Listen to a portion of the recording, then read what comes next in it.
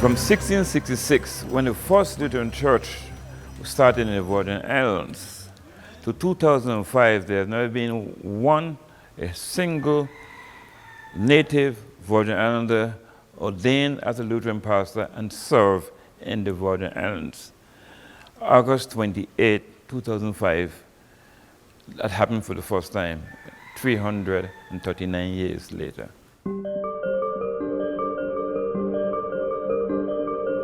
I have been a Lutheran all my life. Since birth? From the day I was born. All my life. All my life. For about 60 to 65 years. 32 years. For the past 84 years. I feel like I am in an actual library right now with all this wisdom I'm sure you have.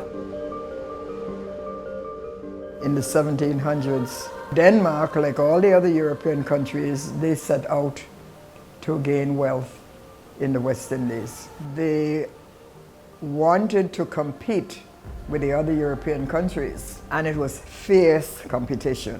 So they brought people from Denmark, indentured servants really at the beginning, to work, but many of these people could not endure the climate and they fell ill and all of this.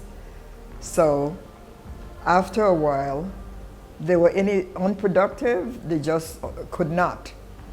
So Denmark decided to get into the slave trade. They became one of the leading slave traders. Our enslaved ancestors, if they tried to express themselves, they were seen as rebellious. And so that cellar in the parsonage, yes, it's for rebellious slaves. And it's in one of our little brochures. I don't like to use the word slaves. I prefer to use enslaved Amen.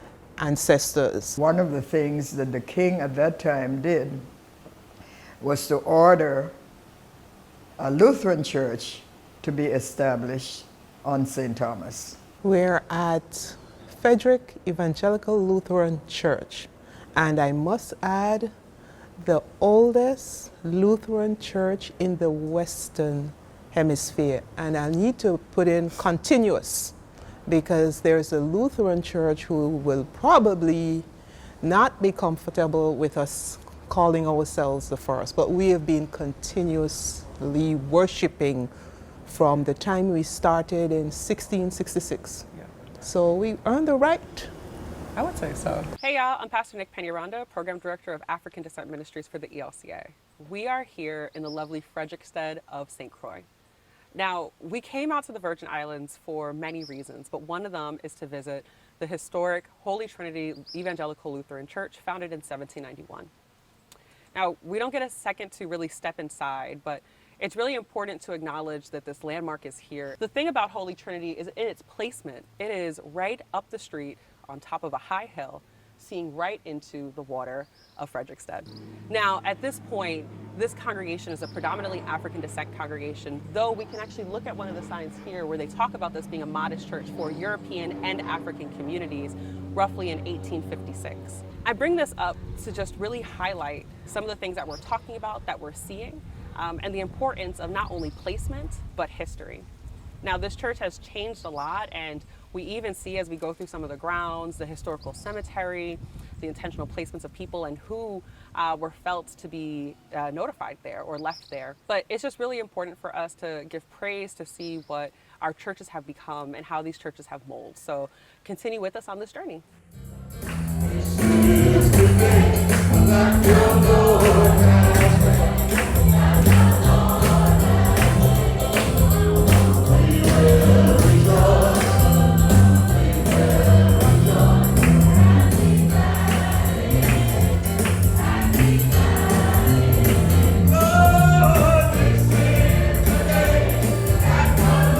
When was the Virgin Islands liberated or emancipated?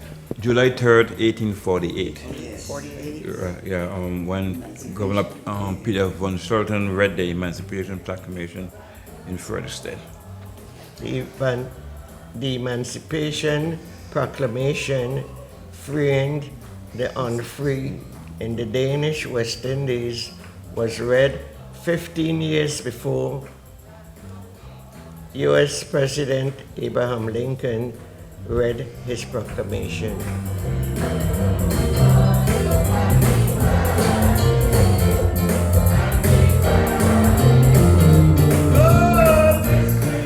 Years after the slaves were free, people believed the slaves were not completely free.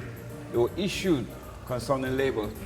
You were still contracted with employers, and three ladies called Queen Mary, Queen Agnes, Queen Matilda, they started a rebellion.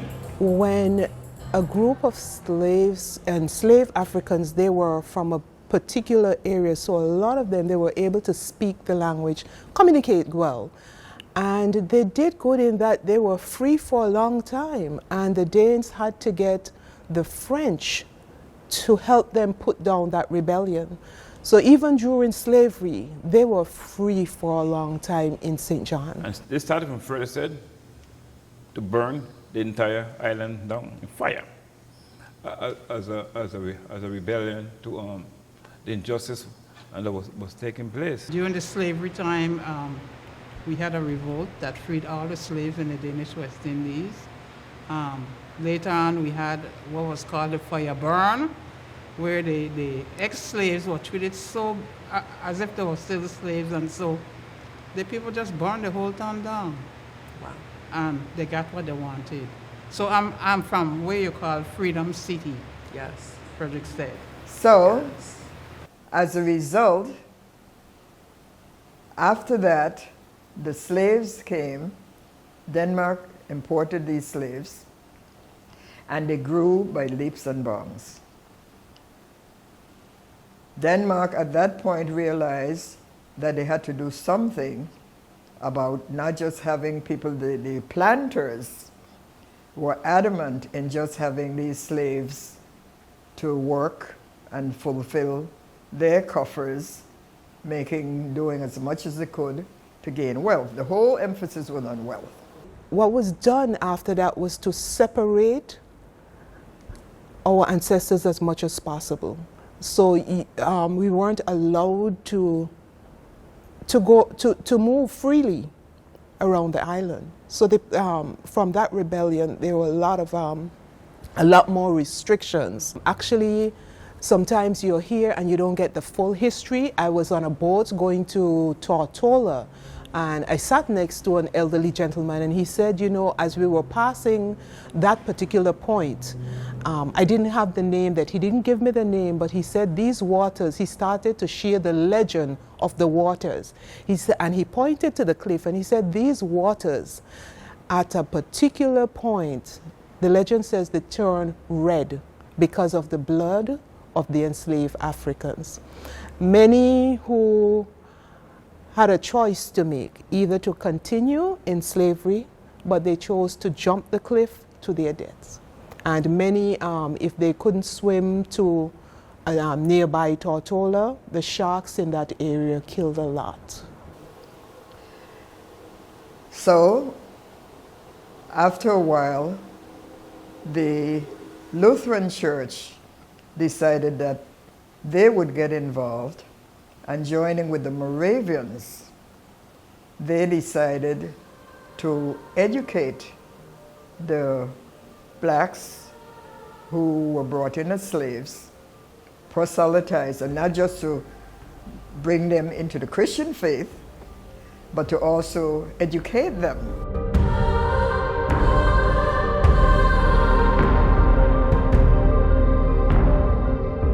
After my completion of my Army career, the first 2 years, I stayed in Maryland. I went looking for a job as a cabinet maker to these different factories. And they would ask me, how long you been doing cabinet work? And I told myself, no problem, we'll hire you. But lo and behold, I come to find out that Maryland was worse than Mississippi or Alabama in those days. They might have hired me in a cabinet shop to sweep up dust, but not to build anything. You know. So then I decided to re-enlist and stay in the Army. In my growing up, emancipation was something that happened way back when. It wasn't something that you connected with, really, as a child until you got older, I guess, and you can appreciate what our parents or forefathers went through to get where we are now. But it was not something that you talked about. This year for Palm Sunday, the week, I went up to get some palms from an elderly gentleman. He gives the palms freely. We don't have to buy them. So apparently a lot of ministers have been coming to him for palms, for Palm Sunday. So when I pulled up at the location, he asked me, well, which church are you from? I told him Frederick Evangelical Lutheran Church, the oldest church on the island. And he looked at me and he said, that's the church that used to put you in jail if you don't go to church on Sunday. Afterwards, I realized that was it King Christian. You have to realize that slavery was part of the economy. I think the issue is that people with money have been getting places where people with less money could get. Most of the white people that come here don't come here poor. Right. They come with money. They could go to the bank and get a commercial loan or mortgage quicker. It has improved, I must say that. It has improved some. More people are much more college educated, and we have more local people that are making money. At one time, we're talking about the separation in the island. You go to what we refer to as East End, there was hardly any black people living in the East End. Now, because we make more money, we have more people out there. In Freddie said it was Estate St. George's, it was Estate Carlton. So now we have better opportunities, and I said I think we are taking advantage of that because more local people are becoming more educated. So we have some tentacles in the economy, but still, in my opinion, not enough. There was a separation. The Danish were downstairs, and then in the balcony, the enslaved or the freed Africans would worship. But I believe over a period of time, as the Danish people moved out, the enslaved Africans, we had more people of color in worshiping in the sanctuary throughout, yes. So much so that I received a book as a gift from a Danish writer, and there's a picture of Frederick with all the congregation coming down the steps, and they were all Africans, all, yeah, not many white. But there was a point when we were able to, we worshiped together, the Europeans, or European sisters and brothers, but even though they were treated so badly during slavery, I believe that our people, they were able to realize that God is with them, and their faith kept them. So they remain Lutherans. As things went on, the church became a haven, not just for religion and education. And many African enslaved people on the island became Lutherans. And I guess that is the root of why you have so many, this island in particular has lead or is almost like a leader in black people being Lutherans. God of our weary years, God of our silent tears, you have brought us this far along the way. In times of bitterness, you did not abandon us, but guided us into the path of love and light. In every age, you sent prophets to make known your love and will for all humanity. The cry of the poor has become your own cry. Our hunger and thirst for justice is your own desire. In the fullness of time, you sent your chosen servant to preach good news to the afflicted, to break bread with the outcast and despised, and to ransom those in bondage to prejudice and sin.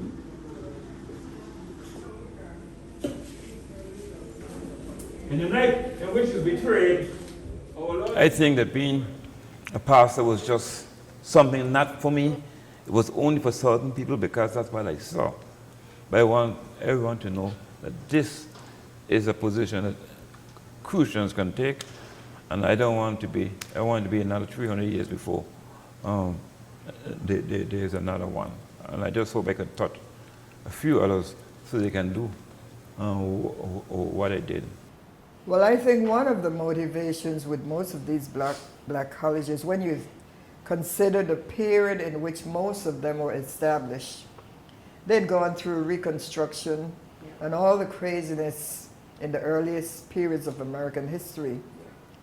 And they were determined to educate black people. And when they set to do this, they set the highest standards. You didn't just go there to have fun and play around, but you got into some serious studying. And this, I think, I was really glad to have the opportunity, at least to go there when I went there. And I realized that a lot of the hymns in the LBW, the green hymnal, the Lutheran hymns, our ancestors found comfort in them. They sang them, a hymn like Blessed Assurance, Jesus is Mine. They didn't have anything, but they sang these hymns, and they were able to see God close and to feel God close to them in singing the hymns. Listen, the music, they didn't follow the music in the hymnal. They put their own beat to it, but the words spoke to them in their conditions then. At first, education was only for the Lutherans and not for the enslaved Africans. But the Moravians, they came into St. Thomas, the Virgin Islands, and they started evangelizing the enslaved Africans and educating the enslaved Africans. And after, the Lutheran Church then started to educate the slaves too. So it actually started with the Moravians, and the Moravian church motive was to evangelize the slaves, and then the education piece was tacked on to it too, yeah. So I believe whatever benefits our ancestors received, it was sort of to make them into who the owners wanted them to be, sadly. Interestingly enough, I think I became an innovator because no challenge was too great that I didn't feel that I could overcome that challenge. What made you say, I'm good, I want to be a pastor? Well, I didn't say I'm good to begin with, but I heard a sermon was talking about using your gifts and talents for ministry. And I wasn't quite sure what Pastor Wakefie was preaching about that time. So I approached him and had a discussion about it, and I didn't see myself as having any particular gift or talent that meant a whole lot to anyone. And he explained to me that anything that I study, anything that I'm good with, those are my gifts and talents. And then he made a reference to the fact that I was a business major, or I can be an administrator in the church, and so forth. So I still didn't accept the message as calling me to be a pastor. The message, in my interpretation, was calling me to be more involved in church. So I was thinking of being a church administrator until one time I had dinner with Dr. Elucio Perez, and he was talking about what I like about the church and the things I want to do. And he said to me, Gerald, let me be frank with you. You're not going to do those things behind a desk as administrator. To do all the things you say you want to do, you'll do it as a word and sacrament pastor. And I almost fall off the chair. Because of the diversity of people, cultures, and language, they were able to find a common means of communicating with each other. However, after a while, as this went on, you had an increase in education that in my estimation, the people in St. Thomas and the Danish West Indies became some of the most literate blacks in the Western Hemisphere, because education became a very important aspect of the lives of the people. Now, this move was fought by the planters, because the planters had no interest in having these people, these Africans, the enslaved Africans, educated. All they were interested in was bailing the, doing all the farming and getting their wealth increased.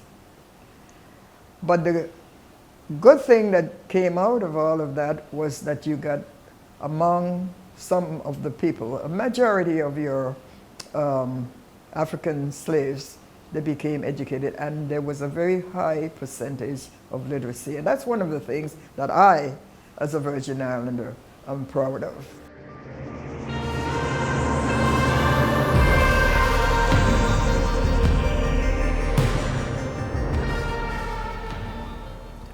A colonial mentality still exists here among us. And some people, unfortunately, just accustomed to being led by other people. Deep within us, we like to know exactly our history, where we're from. And I think the ELCA needs to realize the connection from Martin Luther, jump across to Denmark, and then to the Virgin Islands, and to realize that connection. And I think we could unpack that and share that so that young people could see, they could see where they're coming from. I don't remember exactly how we got the Danes at the opening ceremonies out on the wharf. Do you remember that day? That we had all of the Danes that came in for the ceremony with Senator Jackson. It actually was celebrating Danish history, Danish History Month. And I was the MC for 2 of those programs. Actually, the third one was up here at the Jarvis House, and I also was MC there. But we had an opportunity. I mean, the Danes came up, and we had a translator to translate for those who could not speak English, so that we could understand what they were saying. And they told us in no uncertain terms that they apologize for the treatment of our people. I am Gerald Williams in the church, and I'm Gerald Williams outside the church. I am in the street, playing golf, I play ball, I go in the bars, I have a drink. I'm everybody's friend. I'm not this stoic, uppity type of person. I'm a down-to-earth Crucian. People don't accept that. People complain, they joke about me. Oh, I saw your car parked by so and so and so. By a certain bar. Well, I wasn't there having a drink. I don't belong there because I'm a pastor. Some people believe I should change the way I speak because I'm a pastor. I'm not going to let go of my Crucian accent for nothing. Period. Some people think that's not the way to preach. That's not the way to speak. As long as I can communicate the way that I understood, I feel good with that. You know, there's a saying that familiarity breeds contempt, and that's an issue. That's an issue here. It took a while for some people to come around and accept it. Yes, he's a local guy. You know, you could see him walking around the street in his sandals and sharp pants, but he's a pastor. I believe people form a certain image in their mind as to what a pastor should be, what he should look like, how he should operate. I was in high school. I had no intention of going into teaching, but because of a guidance counselor who did her job, somehow identified me as a teacher, and she was right, because teaching has been the joy of my life. You know, and I'm sorry, When I look around today at what's happening to our children and our schools, that we don't have enough counselors like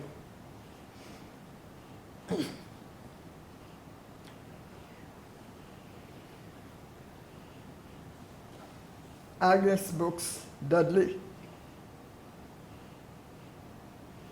She harassed me, really. Sometimes she just stuck on me to get me into the field of education. And I, foolishly as a teenager, I couldn't see it. Could you believe at that time I wanted to be a politician? In the earlier days, even though this church that we're in, this building that we're in, was established in 1793. It was built for all. We have always known the Lutheran Church to welcome all, welcome everyone. And that is why, to many of our dismay and disappointment when we went to the mainland, to find that you didn't go to that church because it was white or the other church because it was black. It was a shocking experience of what we call, at that time, I remember, when I first went to the States in the 1951, you talk about a cultural shock. Yes, ma'am. I had a cultural shock. To me, the easiest part and the most obvious part and transparent part of this contextualization was the music. The way we worship, the way we greet each other. And I didn't have to insist, but the musician that we have here today said to me, before I went to seminary, I preached at the church he was playing at, and he said to me, Jerry, once you go to seminary and become a pastor, I want to play for you. And that is the musician we have here today. And he said that because he knew how I felt about the local music. The music of the Virgin Islands is Kwelbe music, that is the indigenous music. But in the Caribbean, calypso, reggae, those are also very, very significant. We include Latin music also. We have salsa, merengue. We incorporate all that within our music, and the congregation respond well to it. Not all. There's some people still object to that. Some people believe that the Eurocentric classical music is the church music because of what they know first. But in general, most of the people have accepted that type of music, and we have a great time worshiping. And even after we developed over the years as a church, there were efforts made to see to it that provisions were made for worship on an equal level. We had the same liturgy, the hymns we sang. So it was a rich experience. You weren't congealed into a little box where you stayed just there, but you had exposure to a wider culture. Brothers and sisters, let's connect our hearts as we pray our Lord's Prayer. Our Father, which art in heaven, hallowed be thy name.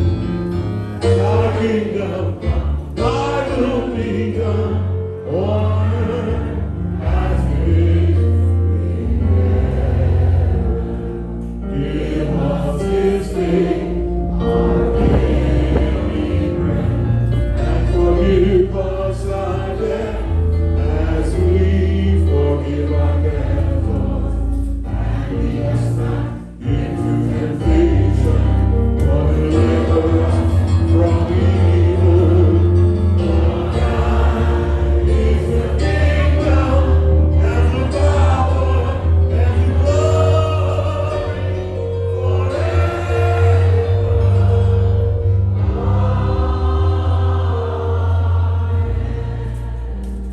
Pastor Malone, with over 300 years of history and people that have walked in and out of this space and these buildings, and even through your own journey, I'm curious, do you ever just feel the ancestors with you? Sometimes I come in for prayer, and somehow I'm not the only one here. I just feel the cloud of witnesses. And it is humbling to realize that I've been called to be here at this time, to pastor this congregation at this time, and there's been something within me. You need to get this history out.